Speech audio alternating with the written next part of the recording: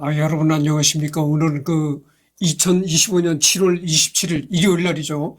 일요일 날 오전 9시 38분을 지금 가리키고 있습니다. 이번에는 스포츠맨 권투 선수에 대해서 얘기를 하도록 하겠습니다. 누군가가 이러더라고요. 권투 선수 할 생각을 하지 말라. 챔피언이 돼야 되는데 챔피언이 아무나 되는 거 아니다.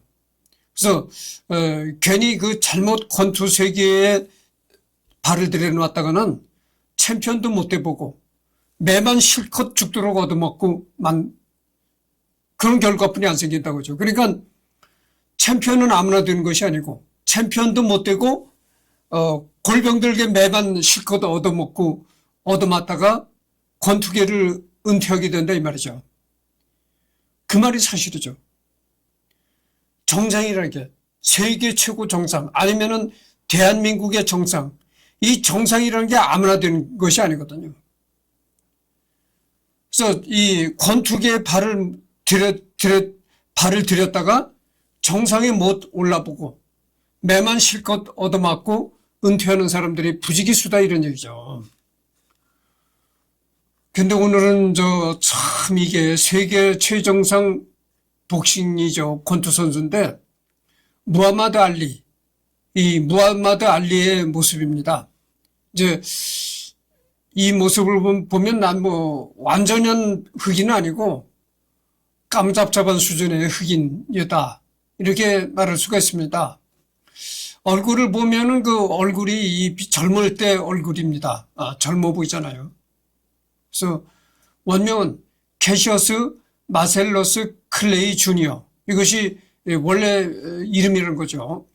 출생은 1942년 1월 17일 날 출생했다. 켄터키주 루이빌에서 출생했다. 사망은 2016년 6월 3일 74세로 사망했다. 애리조나주 스코츠데일에서 사망했다 이런 얘기입니다. 그러니까 2016년 6월 3일에 사망을 했으니까 어떻게 됩니까? 한 벌써 10년이 넘었네요. 국적은 미국. 신체는 키가 191cm, 107kg. 그 다음에 198cm, 310mm 이렇게 나왔는데 전성기 시절 시합 체중은 90kg대 초중반. 거리가 갈수록 체중이 점점 늘었다 이런 얘기입니다.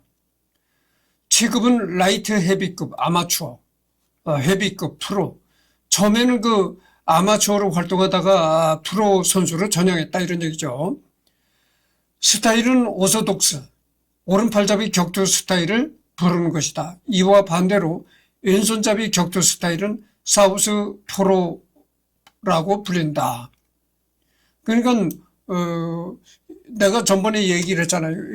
서양 사람들은 왼손잡이가 많다고 내가 언젠가 얘기를 했었는데, 이 무하마드 알리는 오른손잡이라는 거죠. 오른손잡이였다. 무하마드 알리는 오른손잡이였다 이런 얘기죠. 아마추어 경력으로는 1960년 로마 올림픽 라이트 헤비급 금메달, 1959년에서 1960년 US 내셔널 챔피언십에서 금메달, 1959년에서 1960년 인터시티 골든 글러브 금메달, 역시 1959에서 1960년 시카고 골든 글러브 금메달이다. 프로 전적은 61전 56승 5패다. 그러니까 61번을 이제 프로 전적이 이런 거죠. 61번의 경기를 치러서 56승을 했다.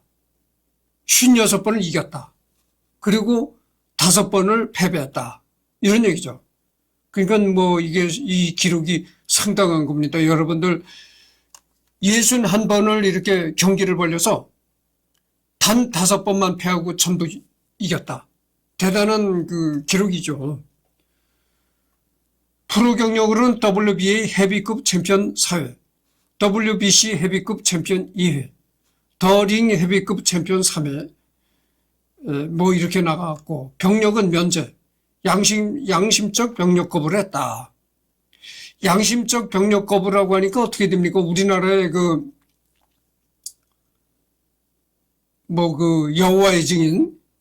여호와의 증인을 믿는 그 신도들이 이 군대를 안 가잖아요. 군대를 가면 사람 죽이는 연습을 한다. 총 쏘는 연습을 하고 살인 치는 연습을 한다 해가지고 병력을 기피하잖아요. 근데 이 무하마드 알리도 그 일종의 그런 식이다 이거죠. 양심적으로 병력을 거부했다. 종교는 개신교, 침례회를 믿는 개신교 신자였고 또 이슬람 순니파 신자이기도 했다.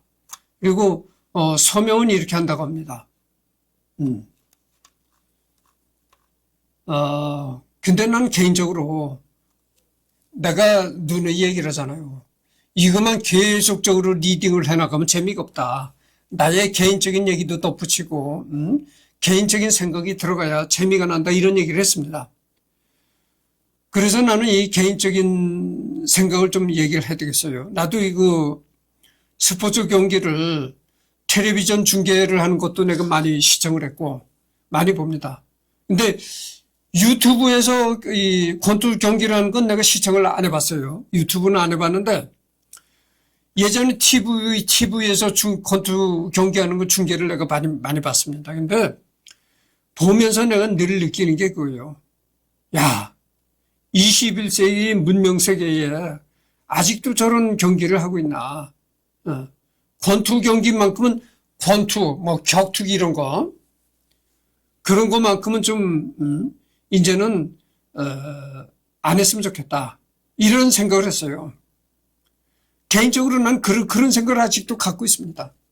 그러니까 권투 경기라든가 레슬링 이런 거는 이제는 그 스포츠에서 뺐으면 좋겠다 이런 생각을 가지고 있습니다. 너무나 치열하게 이 링에서 너무 치열하게 두 선수가 이 싸움을 벌이는 거 보면 야, 저런 경기는 이제 문명사회에서 저런 경기는 이제 하지 말아야 되겠다 이런 생각을 많이 하게 됩니다. 그래서 내가 하는 게 그거잖아요. 이승열의 지구촌 인물 탐구를 내가 하고 있는데, 권투 선수를 내가 하지 말아야 될까 이런 생각을 한땐 했었어요. 근데, 그래도 어쨌든 간에 권투 선수를 하기로 마음먹었습니다. 어쨌든 간에 세계 챔피언이 된다는 것도 아무나 될 수 있는 일이 아니고, 어쨌든, 훌륭한 사람이면은 틀림이 없어요. 잔인했던 어쨌든 간에. 그래서, 권투 선수를 해야 되겠다 이런 결정을 내렸습니다.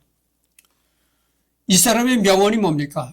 무하마드 알리가 뭐라고 했나요? 이 사람이 최고의 명언이 이겁니다. 나비처럼 날아서 벌처럼 쏜다. 이 무하마드 알리가 굉장히 이런 명언을 얘기한 겁니다. 그래서 나비처럼 날아서 벌처럼 쏜다. 미국의 전 권투 선수, 특히 1970년대 무하마드 알리의 위상은 세계 어떤 연예인보다도 높았던 전설적인 셀럽이기도 했다. 그는 선수 생활 이외에도 흑인 민권 운동에 적극적으로 참여해 큰 업적을 남겼다.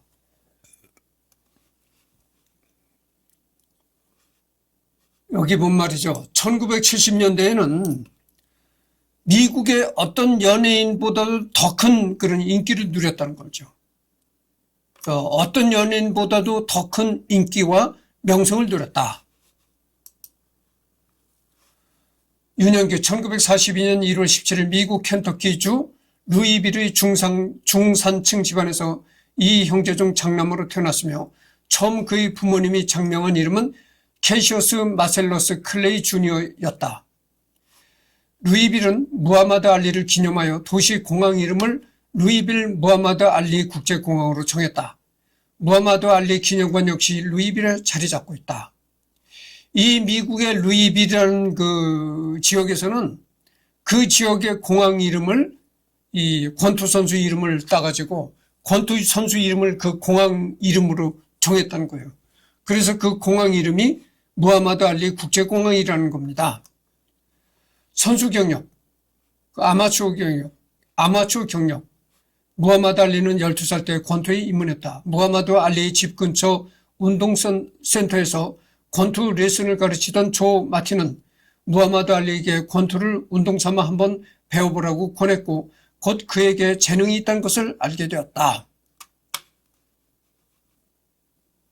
존 마틴은 지역 TV쇼 투마로우 챔피언에서 알리를 출연시키기 시작했고 알리가 루이빌이 콜롬비아 게임에서 운동하도록 했다. 프레드 스토너라는 아프리카계 미국인 트레이너가 알리에게 권투의 과학을 가르쳤다. 알리가 배운 많은 것 중 하나는 댄서의 우아함과 편안함으로 움직이는 방법이었다. 학교 공부는 힘들었지만 알리는 권투에 모든 시간을 바쳤고 꾸준히 발전했다. 그러니까 이 무하마드 알리가 처음 권투를 이제 하게 된 것은 그 무하마드 알리의 집 근처에 그 운동센터가 있었는데 그 운동센터에서 그 권투를 가르치던 사람이 이 무하마드 알리를 눈여겨봤던 거죠. 무하마드 알리가 재능이 있다. 이런 걸 알아쳐가지고 권투를 권했다는 겁니다. 근데 이게 또 여러분들 이게 참 굉장히 좀 어떻게 보면 이게 모순된 얘기라고 할 수가 있는데 권투가 어떤 경기나요? 잔인한 경기잖아요. 잔인하고 과격하고. 그러나 우리가 알고 있기에는 그렇게 생각을 한단 말이죠. 권투라고 하면 잔인하고 과격한 경기라고 알고 있는데 그게 아니고 여기 보면 댄서의 우아함을 갖췄다 이런 얘기죠. 권투 선수가 무조건 잔인하고 과격해서만은 안 된다. 춤을 추는 댄서의 그 우아함도 갖춰야 된다 이런 얘기죠. 그러니까 이게 어떻게 보면 좀 그 모순된 거라고도 볼 수가 있는데 어찌됐든 일종의 그 이런 그 생각이 우리 동양 사람으로 본다면 어쨌든 이게 자기 수양이란 측면에서 생각해야 되지 않을까 이런 느낌을 갖습니다. 그러니까 아무리 과격하고 아주 사나운 권투 선수라 하더라도 원래 본심은 그렇게 사납고 과격하면 안 된다. 원래 본심은 춤을 추는 댄서와 같이 우아하고 부드러워야 된다. 뭐 이런 걸 얘기를 한다는 거죠. 그러니까 여러분들 뭐 이런 얘기 했잖아요. 우선 사람이 되어라. 뭐 이런 얘기 있다고 하잖아요. 우선적으로 사람다운 인성을 갖춰라. 뭐 이런 얘기 있단 말이죠. 그러니까 주먹으로 상대방을 때리기 전에 우선 춤을 추는 댄서와 같은 부드러운 품성을 지녀라. 이런 얘기 같은 거죠. 그래서 여기 보면 1960년 로마 올림픽에서 무하마드 알리가 이제 제일 그 우승으로 선정된 그런 이제 금메달 선수로 선정된 그런 거죠. 금메달 선수는 더 이제 높은 단상에 오르니까 이렇게 뭐 본래 무하마드 알리가 원래 키도 크겠지만 이 더 다른 사람보다 더 크게 보이는 게 이 금메달리스트는 더 높은 단상에 올라가니까 그런 거죠. 10대 시절 알리는 내셔널 AAU 골든글러브 챔피언십에서 우승했다. 고등학교를 졸업한 후 그는 이탈리아 로마에서 개최된 하계 올림픽에 출전하여 라이트 헤비급 부문에서 금메달을 획득했다. 이때부터 이제 그 무하마드 알리의 재능이 나타나기 시작하는 거죠. 프로 경력. 여태까지는 그 아마추어 경력이었었는데 이제 프로로 전향했다고 했잖아요. 그리고 프로 경력을 한번 봅시다. 18살 때 올림픽 금메달을 딴 후 알리는 권투 역사상 프로 선수가 협상한 가장 수익성 있는 계약인 50분할 계약을 맺었고 루이빌 스폰서링 그룹이라는 백만장자 12명으로 구성된 그룹과 협상했다. 그러니까 백만장자 12명이라는 건 일종의 그 권투 경기를 스폰하는 경기, 그러니까 권투 경기를 후원하는 그런 후원 그룹이겠죠. 백만장자니까 돈이 많은 그룹에서 이제 권투 경기를 진흥시키기 위해서 여러분 그렇잖아요. 세상 모든 일이 돈이 있어야 되는 겁니다. 아니, 흙 파먹고 뭐, 할 수 있는 일은 이 세상에 아무것도 없는 거예요. 돈이 있어야. 모든 일이, 세상의 모든 일이 돈이 있어야 굴러가게 돼 있는 겁니다. 권투 경기도 그렇잖아요. 두 명이 링에 올라가서 치열하게 싸움을 벌여서 챔피언이 되면은 그 챔피언한테 싸움을 해서 이긴 챔피언한테 응당한 그 경제적인 보상을 해줘야 된다는 얘기죠. 엄청난 돈을 지불해야 되는데 그 돈이 어디서 납니까? 하늘에서 떨어지나요?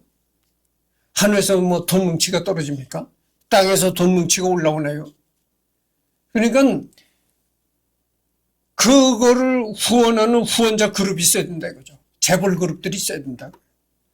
그래야 경기에서 이긴 챔피언도 거액을 받아가고 이렇게 되는 거예요. 그래서 권투 경기가 흥행이 되는 겁니다. 그렇지 않아 봐요. 누가 그 잔인한 경기를 벌이겠는가?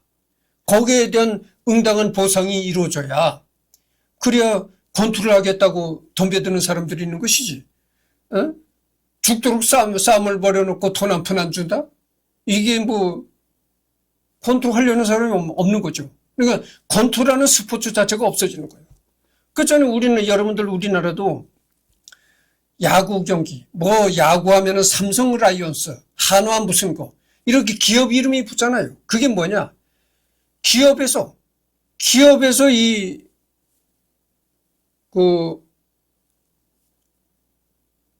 운동 야구팀을 기업에서 키우는 거예요. 그러니까 이 권투도 똑같은 거예요. 권투도 백만자 그룹에서 그렇게 권투 경기를 후원하니까 권투 경기가 꽃을 피우고 스포츠가 일어나가는 것이지. 피를 흘리면서 싸우는데 돈 한 푼 안 준다? 그럼 누가 권투를 하겠어요? 그러니까 당연히 이렇게 돈이 많은 스폰서들이 권투 경기를 뒷받침하는 건 당연하다 이런 얘기죠. 1960년 10월 29일 루이빌에서 캐시어스 클레이는 첫 프로 경기에서 승리했다. 그는 웨스트 버지니아주 파예트빌의 경찰서장이었던 터니 헌세이커를 상대로 6라운드 판정승을 거두었다. 프로 경력을 시작한 이래로 6피트 3인치 헤비급 선수는 빠르고 강력한 잽과 빠른 발놀림의 조합으로 상대를 압도했고 끊임없는 허세와 자기홍보로 루이빌 립이라는 별명을 얻었다. 무하마드 알리는 빠르고 강력한 잽을 하고 발놀림이 빨랐다. 이 스텝이 빨랐다 이런 얘기죠.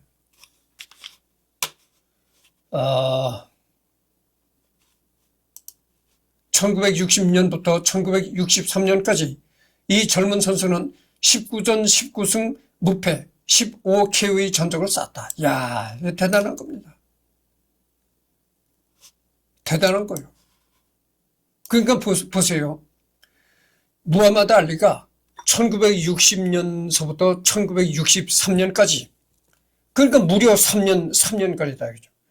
무려 그 3년간에 이 무하마드 알리가 한 경기가 19번 있었는데 19번 경기를 치러가지고 19번 다 승리했다. 대단한 겁니다.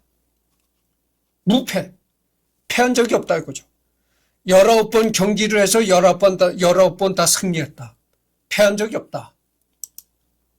그러니까 19번 경기를 했는데 15KO를 이루었다. KO. 그러니까 19번 경기를 해서 상대방을 쓰러뜨려서 못 일어나게 했던 게 15번이라는 겁니다.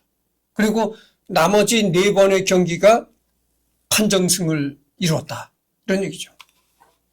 야, 참, 이게 대단한 전력입니다.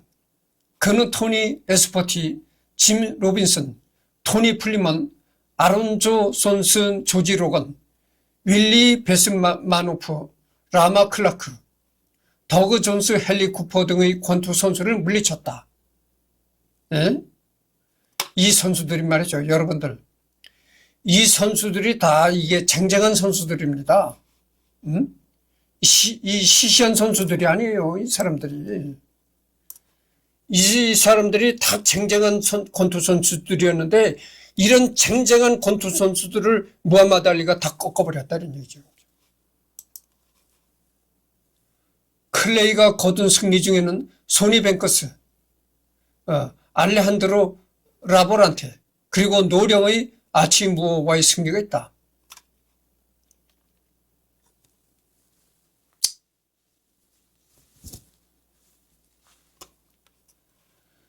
클레이는 그 더그 존스를 상대로 10라운드 판정승을 거머쥐었다. 더그 존스는 클레이보다 체중이 가볍지만 경기가 시작되자마자 오른손으로 클레이를 비틀거리게 했고 경기 내내 클레이를 계속 때렸다.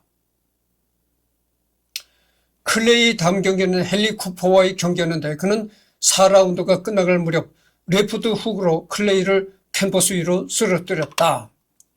하지만 쿠퍼의 오른쪽 눈썹에 난 컷이 심해져 주심이 경기 5라운드에 중단시켰다.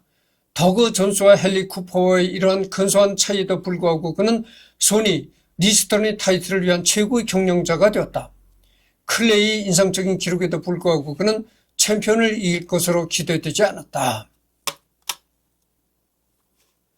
1964년 2월 25일 알리는 헤비급 통합 챔피언 소니 리스턴을 상대로 첫 타이틀 도전권을 얻었다. 그는 플로리다 마이애미 비치에 7일의 언더독으로 도착했지만 22살의 알리는 경기 당일 개최량 때까지 리스턴을 조롱했다.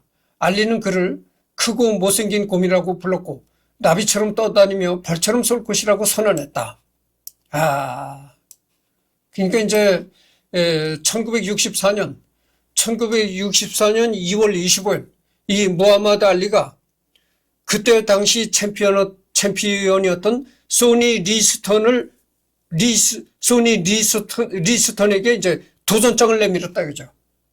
네가 지금은 현재 챔피언이지만 내가 너의 챔피언을 뺏어오겠다. 이런 아주 당당하게 무하마드 알리가 선언을 했다는 거죠. 그러면서 소니 리스턴을 뭐라고 비판했냐면은 소니 리스턴은 미련한 곰과 같은 사람이다. 나는 소니 리스턴과는 완전히 다른 아주 가볍게 나비처럼 날아서 벌처럼 쏘는 그런 사람이다. 이렇게 얘기를 했다는 거예요. 이 명언이 이때 나왔다는 거예요. 나비처럼 날아서 벌처럼 쏜다는 명언이 이때 얘기를 했다는 겁니다. 그러니까 이제 미련한 곰과 나비처럼 날아서 쏘는 사람과 이제 대결해보자 이런 얘기죠. 재미난 얘기입니다. 리스턴이 7라운드 시작 벨에 답하지 못했을 때 알리는 실제로 세계 헤비급 챔피언으로 등극했다. 경기 후 링에서 새로운 챔피언은 내가 가장 위대하다라고 소리쳤다. 7라운드. 내가 그랬잖아요. 나는 이 권투가 너무 잔인한 경기다. 그래서 이 스포츠에서 이 권투 경기를 좀 뺐으면 좋겠다 이런 생각을 갖고 있다고 늘 평소에 그런 생각을 하고 있는 사람이라고 했잖아요. 그래서 그런지 나는 이 권투에 대한 경기에 대한 자세한 룰을 내가 보기는 많이 봤지만 권투 경기에 대한 자세한 룰을 내가 잘 모릅니다. 규칙을 잘 몰라요. 그래서 틀리더라도 이해하시기 바랍니다. 내가 알고 있기로는 10회전인가? 12회전인가 하여튼 그것까지 나가는 걸로 알고 있어요. 근데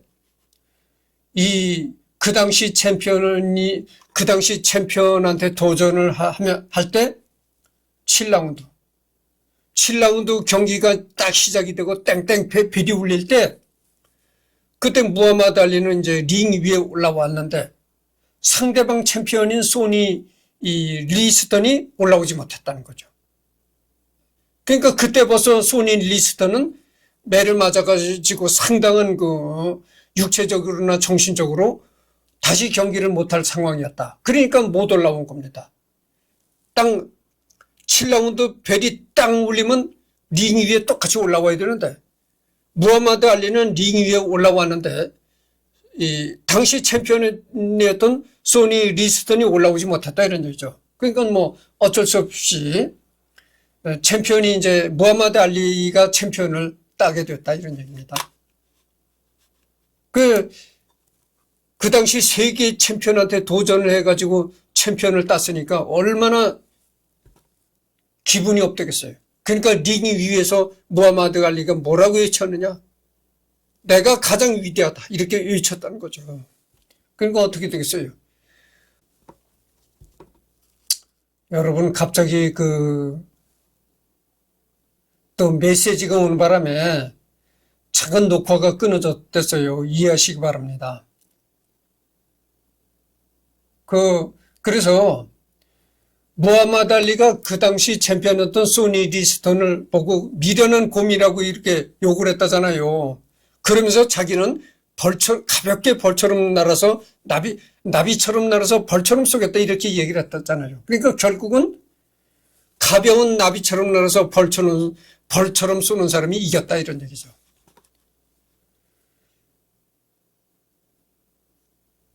이렇게 되니까 얘기를 하다가 갑자기 메시지가 와서 녹화가 끝나고 다시 새롭게 또 녹화를 하다 보니까 정확한 시간 흐름을 내가 모르겠네요. 얼마나 시간이 흘렀는지 모르겠습니다. 하여튼 그러니까 원래는 내가 40분을 녹화를 하는데 40분이 넘더라도 이해하시기 바랍니다. 내가 정확한 시간은 지금 모르겠어요.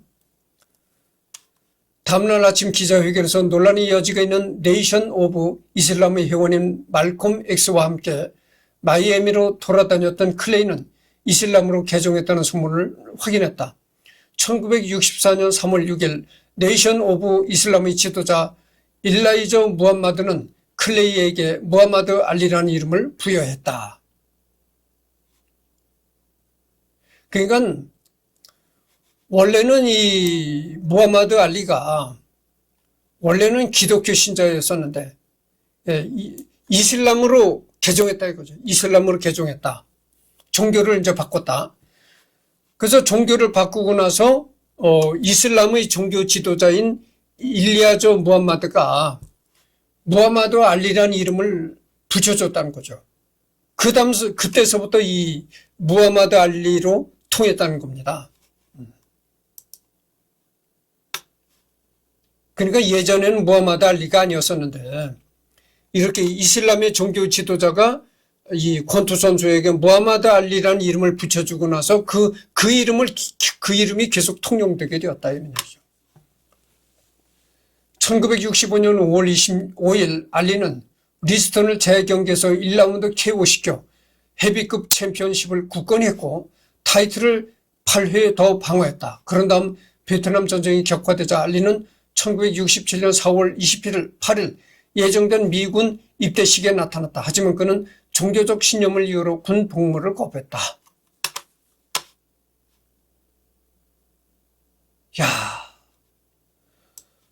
그러니까 리스턴이 뭡니까? 리스턴이 당시 챔피언이었잖아요.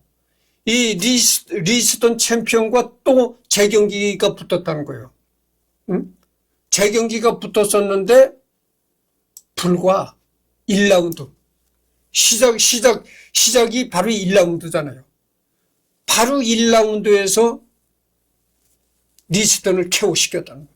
리스턴이가 쓰러져 가지고 더 이상 일어나지 못했다. 그러니까 KO가 되는 거예요. 그러니까 이 무하마드 알리가 얼마나 대단한 존재였는가 알 수 있는 거죠. 생각해 보세요. 이 리스턴이라는 사람도 그렇게 만만치 않은 사람이거든. 만만치 않은 사람이니까 세계 챔피언까지 올라간 사람이라고.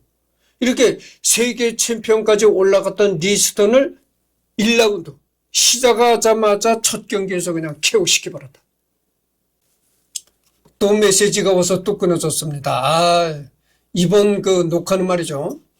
여기서 끝내도록 해야 되겠습니다. 자꾸 이 문자가 와서 녹화를 방해하네요. 참 그래 하여튼 첫 번째 얘기는 뭐 40분이 되는지 안 되는지 자세한 시간도 모르겠습니다만은 이번 자꾸 문자가 와서 안 되겠어요. 이것으로 끊고 또 오후에 녹화가 계속되겠습니다.